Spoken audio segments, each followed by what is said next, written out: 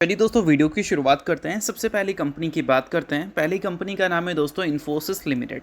But इसको discuss करने से पहले अगर आपने अभी तक चैनल को सब्सक्राइब नहीं किया है तो चैनल को सब्सक्राइब करके बेल आइकन को प्रेस कर लो ताकि आने वाली जितनी भी वीडियोज़ हैं उसका नोटिफिकेशन आपको सबसे पहले मिल सके।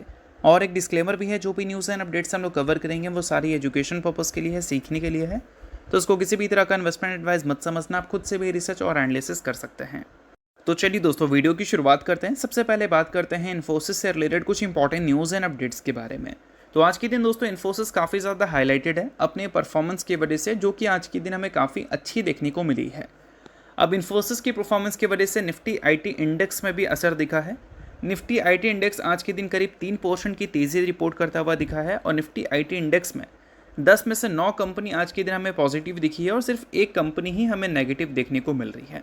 तो निफ्टी आईटी इंडेक्स की भी परफॉर्मेंस आज के दिन काफ़ी ज़बरदस्त है। अब इस ज़बरदस्त परफॉर्मेंस के पीछे के रीजंस तो हाईलाइट किए जा रहे हैं क्वार्टर वन के अर्निंग्स। क्वार्टर वन के अर्निंग्स की शुरुआत हमें परसों से देखने को मिल जाएगी। पहले अर्निंग्स हमें टीसीएस का देखने को मिलेगा, बाकी दूसरी कंपनीज का दिखेगा। अब अर्निंग्स आने से पहले इन्फोसिस टीसीएस अगर ऊपर है, निफ्टी आईटी ऊपर है, तो इसका मतलब क्या हो सकता है? इसका मतलब यही हो सकता है कि मार्केट उम्मीद कर रही है कि कंपनी के क्वार्टर वन में काफ़ी अच्छे नंबर्स देखने को मिल सकते हैं, तभी तो तेज़ी है। बट एक्सपेक्ट क्या कर रही है मार्केट? तो एक्सपेक्टेशंस कुछ खास अच्छी है नहीं। मार्केट उम्मीद कर रही है कि जून क्वार्टर में जो आईटी सर्विसेज वाली कंपनीज़ हैं वो म्यूटेड नंबर रिपोर्ट करेगी, यानी कि ग्रोथ हमें कुछ खास अच्छा देखने को मिलेगा नहीं। और जब ऐसी एक्सपेक्टेशन है तो क्वार्टर वन के अर्निंग्स की वजह से तो ये तेज़ी नहीं हो सकती। तो फिर भाई किस रीज़न से ये तेज़ी है? तो इसका सबसे बड़ा कारण हो सकता है ये साउथ कोरिया के मार्केट की बात करें तो लास्ट ट्रेडिंग सेशन वो हमें क्रैश होता हुआ नजर आया था और क्रैश के नंबर थे करीब 5% के। सो अब दोस्तों वीडियो में आगे बढ़ने से पहले बात कर लेते हैं सेबी रजिस्टर्ड टेलीग्राम चैनल के बारे में, जिसको आप ज्वाइन कर लो। लिंक इसका डिस्क्रिप्शन में दिख जाएगा। ज्वाइन करने का सबसे बड़ा बेनिफिट ये है कि जिस हिसाब से मार्केट में अप्स एंड डाउन दिख रहा है, ऐसे टाइम पर हर दूसरी कंपनी के एनालिसिस बहुत ज़्यादा इंपॉर्टेंट है। तो यहाँ पर आपको सभी कंपनी के टेक्निकल्स को एनालिसिस कर अपडेट होता हुआ देखने को मिल जाता है, जो कि हर किसी के लिए काफ़ी ज़्यादा यूज़फुल है। और इसके लिए आप चैनल को ज्वाइन कर फ्री में आप चेकआउट भी कर सकते हैं इन कंपनी के प्रॉपर टेक्निकल्स, जिससे आपको आइडिया लगेगा कि अभी इन कंपनी में क्या चल रहा है। तो without wasting any time link description में है, लिंक की तरफ जाकर चैनल को फ्री में ज्वाइन कर लो। और एक बात आपको पता होगा तो अच्छी बात है, और नहीं पता है तो कोई बात नहीं। जब जब साउथ कोरिया का मार्केट हमें पिटता हुआ दिखा है तो उसके नेक्स्ट ट्रेडिंग सेशन हमारी टेक कंपनी की परफॉर्मेंस अच्छी दिखी है। क्यों भाई? क्योंकि साउथ कोरिया के मार्केट की जब हम बात करते हैं, उनके जो मेन इंडेक्स हैं उसमें 2 कंपनी का सबसे बड़ा वेटेज है, जिसमें एक कंपनी है सैमसंग और दूसरी कंपनी है दोस्तों एसके हाइनिक्स।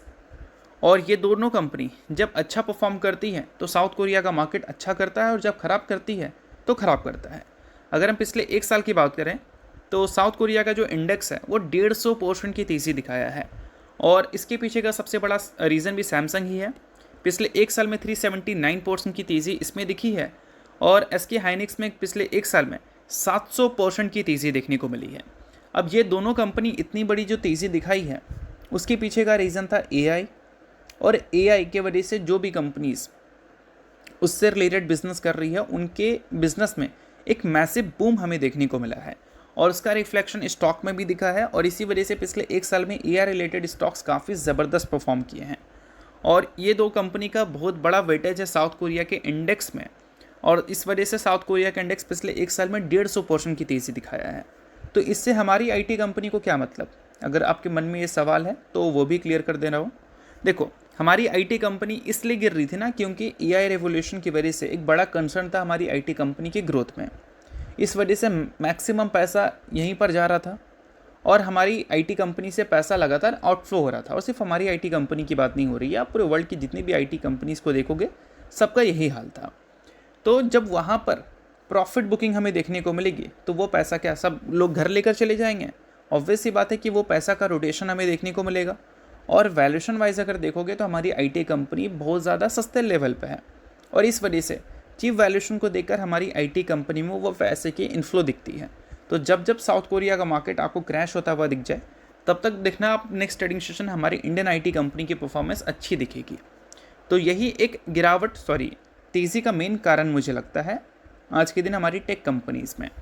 बाकी अगर हम इन्फोसिस की बात कर ही रहे हैं और क्वार्टर वन की बात कर रहे हैं लोग, तो क्वार्टर वन को लेकर एक्सपेक्टेशन जो है बाजार की वो कुछ खास अच्छी है नहीं, और इन्फोसिस अपने 52 वीक हाई से 37.6% नीचे है, और ऐसे टाइम पे इन्फोसिस में अगर तेज़ी देखने को मिलेगी 0.2-0.3% वाली नहीं होगी, 2-3% वाली ही होगी, जैसा कि हमें आज के दिन देखने को मिला है। अब इन्फोसिस के क्वार्टर वन को लेकर बाजार की एक्सपेक्टेशन क्या है और अर्निंग्स किस दिन रिपोर्ट होगा वो भी डिस्कस कर लेते हैं। तो 23 जुलाई को कंपनी अपने अर्निंग्स रिपोर्ट करने वाले हैं। अर्निंग्स को लेकर बाजार की एक्सपेक्टेशंस क्या है, तो चलो वो देख लेते हैं। तो सबसे पहले आपको ये पता होना चाहिए कि क्वार्टर वन में जो डॉलर है वो रुपीज़ के अगेंस्ट काफ़ी स्ट्रांग हुआ है, तो इस वजह से कांस्टेंट करेंसी के टर्म में नंबर्स कुछ और दिखेगी और रुपीज़ में नंबर्स कुछ और दिखेगी। ये मैं पहले क्लियर कर रहा हूँ। देखो, बाजार उम्मीद कर रही है कि इस बार जो नंबर्स होंगे हमारी आईटी कंपनीज़ के सिक्वेंशली मैक्सिमम 1.7% की डिक्लाइन वाली होगी, और ग्रोथ अगर होगी तो मैक्सिमम 1.1% की ग्रोथ की होगी। ये कांस्टेंट करेंसी की बात हो रही है। और अगर हम बात करें रुपीज़ में, तो रुपीज़ में हमें ईजिली डबल डिजिट का ग्रोथ देखने को मिल जाएगा। अब नंबर्स की बात कर लेते हैं, बट इन्फोसिस अभी के टाइम पे जितना 52 वीक हाई से नीचे है, ऐसे टाइम पे इन्फोसिस के टेक्निकल्स को प्रॉपर एनालिसिस कर देखना बहुत ज़्यादा इंपॉर्टेंट है।